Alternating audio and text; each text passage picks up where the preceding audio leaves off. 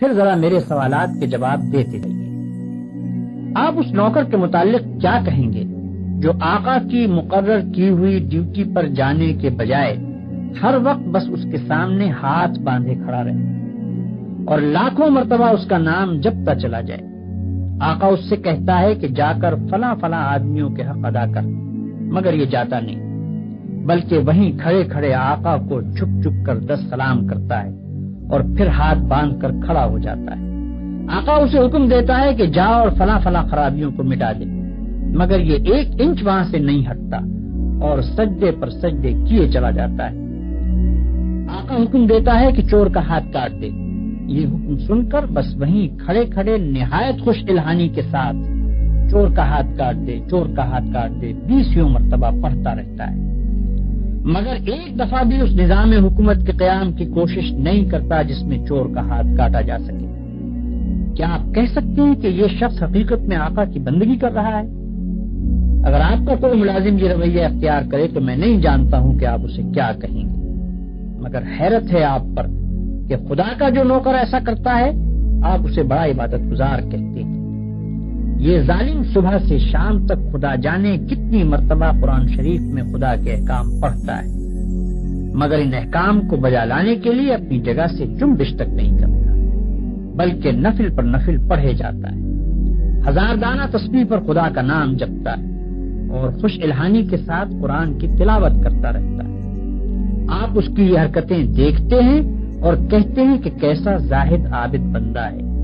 یہ غلط فہمی صرف اس وجہ سے ہے کہ آپ عبادت کا صحیح مطلب نہیں جانتے۔ ایک اور نوکر ہے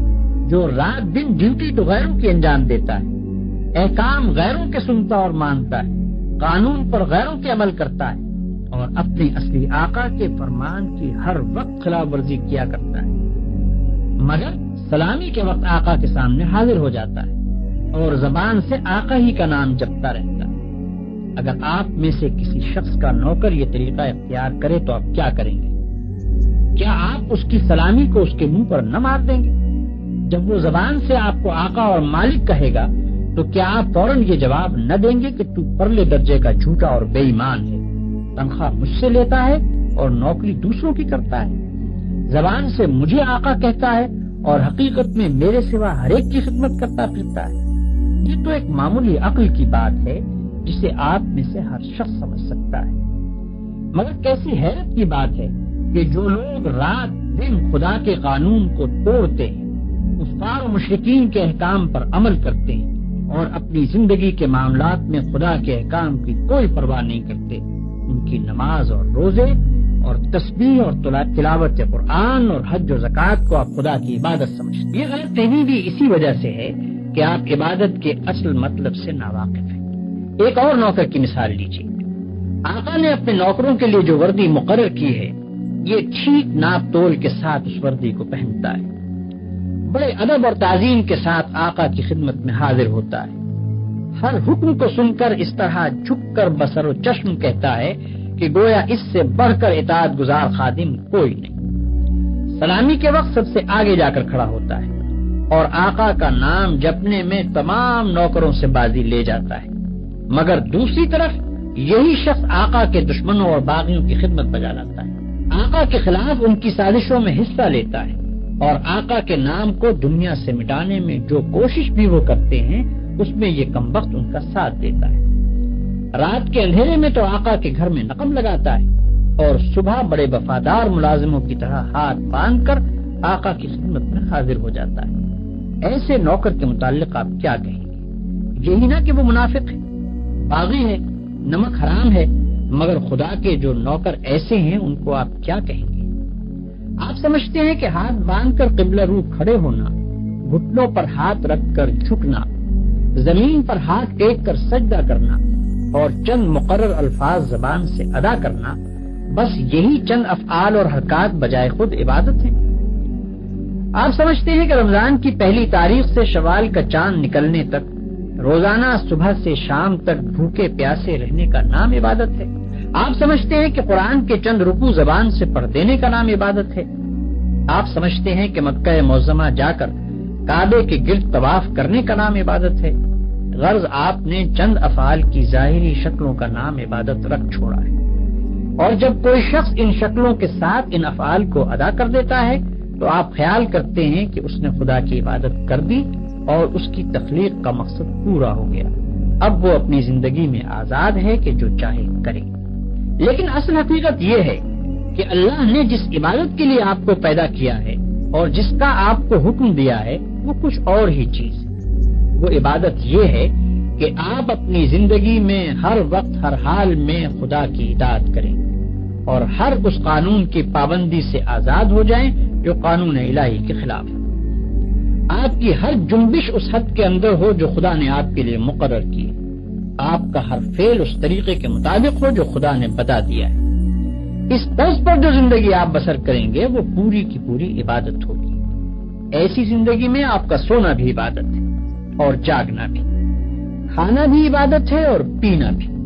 چلنا پھرنا بھی عبادت ہے اور بات کرنا بھی، حتیٰ کہ اپنی بیوی کے پاس جانا اور اپنے بچے کو پیار کرنا بھی عبادت ہے۔ جن کاموں کو آپ بالکل دنیا داری کہتے ہیں وہ سب دینداری اور عبادت ہیں اگر آپ ان کو انجام دینے میں خدا کی مقرر کی ہوئی حدوں کا لحاظ کریں اور زندگی میں ہر قدم پر یہ دیکھ کر چلیں کہ خدا کے نزدیک جائز کیا ہے اور ناجائز کیا، حلال کیا ہے اور حرام کیا، فرض کیا چیز کی گئی ہے اور منع کس چیز سے کیا گیا ہے، کس چیز سے خدا خوش ہوتا ہے اور کس سے ناراض ہوتا ہے۔ مثلاً آپ روزی کمانے کے لیے نکلتے ہیں، اس کام میں بہت سے مواقع ایسے بھی آتے ہیں جن میں حرام کا مال کافی آسانی کے ساتھ آپ کو مل سکتا ہے۔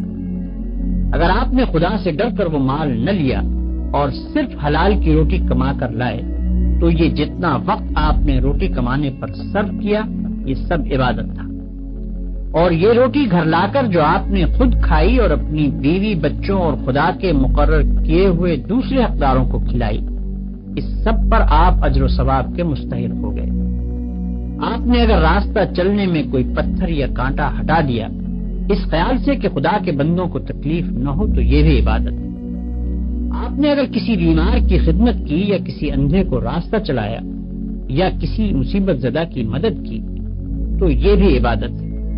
آپ نے اگر بات چیت کرنے میں جھوٹ سے، غیبت سے، بدگوئی اور دل آزاری سے پرہیز کیا اور خدا سے ڈر کر صرف حق بات کی تو جتنا وقت آپ نے بات چیت میں صرف کیا وہ سب عبادت میں صرف ہوا۔ بس خدا کی اصلی عبادت یہ ہے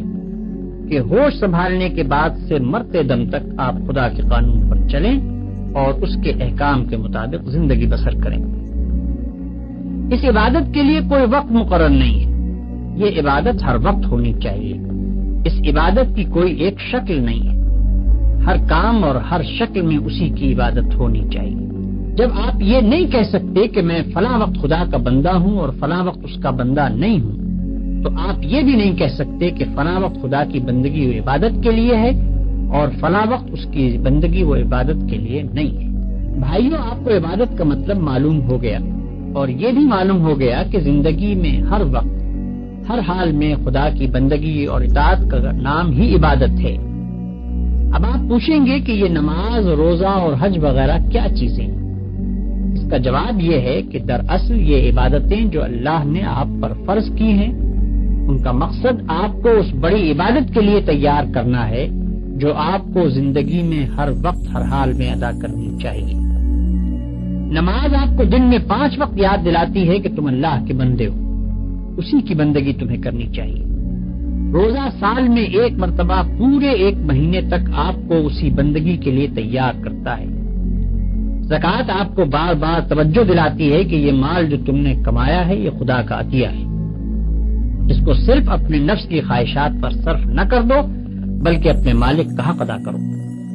حج دل پر خدا کی محبت اور بزرگی کا ایسا نقش بٹھاتا ہے کہ اگر 1 مرتبہ وہ بیٹھ جائے تو تمام عمر اس کا اثر دل سے دور نہیں ہو سکتا۔ ان سب عبادتوں کو ادا کرنے کے بعد اگر آپ اس قابل ہو گئے کہ آپ کی ساری زندگی خدا کی عبادت بن جائے تو بلا شبہ آپ کی نماز نماز ہے اور روزہ روزہ ہے، زکوٰۃ زکوٰۃ ہے اور حج حج ہے۔ لیکن اگر یہ مقصد پورا نہ ہوا تو محض رکوع اور سجدہ کرنے اور بھوک پیاس کے ساتھ دن گزارنے اور حج کی رسمیں ادا کر دینے اور زکوٰۃ کی رقم نکال دینے سے کچھ حاصل نہیں۔ ان ظاہری طریقوں کی مثال تو ایسی ہے جیسے ایک جسم کہ اگر اس میں جان ہے اور وہ چلتا پھرتا اور کام کرتا ہے تو بلا شبہ ایک زندہ انسان ہے، لیکن اگر اس میں جان ہی نہیں تو وہ ایک مردہ لاش ہے۔ مردے کے ہاتھ، پاؤں، آنکھ، ناک سبھی کچھ ہوتے ہیں مگر اس میں جان نہیں ہوتی، اس لیے تم اسے مٹی میں دبا دیتے ہو۔ اسی طرح اگر نماز کے ارکان پورے ادا ہوں یا روزے کی شرطیں پوری ادا کر دی جائیں مگر خدا کا خوف، اس کی محبت اور اس کی وفاداری و اطاعت نہ ہو جس کے لیے نماز اور روزہ فرض کیا گیا ہے، تو وہ بھی ایک بے جان چیز ہوگی۔